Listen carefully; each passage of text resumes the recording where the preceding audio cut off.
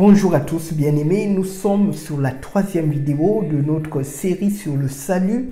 Si vous n'avez pas encore pris connaissance des deux premières vidéos, il est d'une importance capitale en tant que chrétien qui veut remporter le bon combat de la foi, d'aller prendre connaissance de ces vidéos pour que vous ayez la totalité du bagage. N'oubliez pas que le salut, c'est le casque du chrétien, comme le dit l'apôtre Paul. C'est vraiment l'armure du chrétien.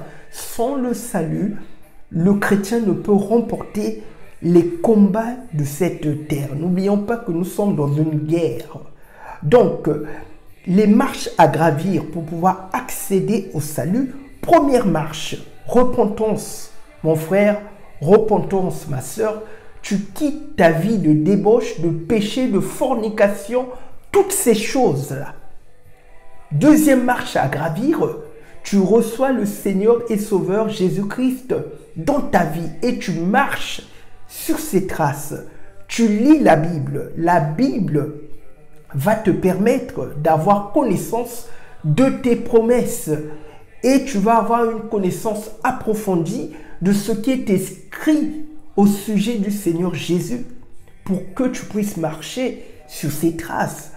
Moi, quand je me suis converti, on avait pour objectif de lire la Bible de Genèse à Apocalypse. On ne voyait pas l'utilité de le faire. Mais aujourd'hui, ça me sert pour vous partager ces vidéos.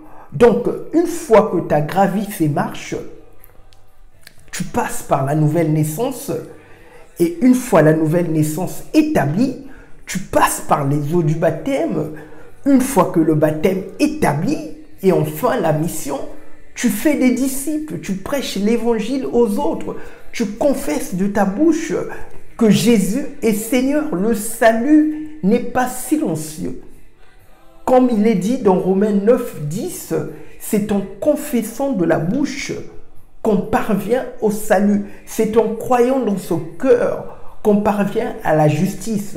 Donc voilà, je dirais, le bagage, le package pour avoir le salut de Dieu. Vous pouvez le perdre. Le salut n'est pas quelque chose d'acquis. Vous devez tout faire pour le conserver. C'est vraiment la perle rare. C'est vraiment la bonne nouvelle, comme a dit le Seigneur Jésus dans cette parabole, que ce marchand a vendu cette perle pour pouvoir obtenir cette bonne nouvelle de Dieu. Le salut, c'est quelque chose que vous devez garder pendant toute votre vie ici-bas. Donc je vous dis à très bientôt, que le Seigneur vous bénisse.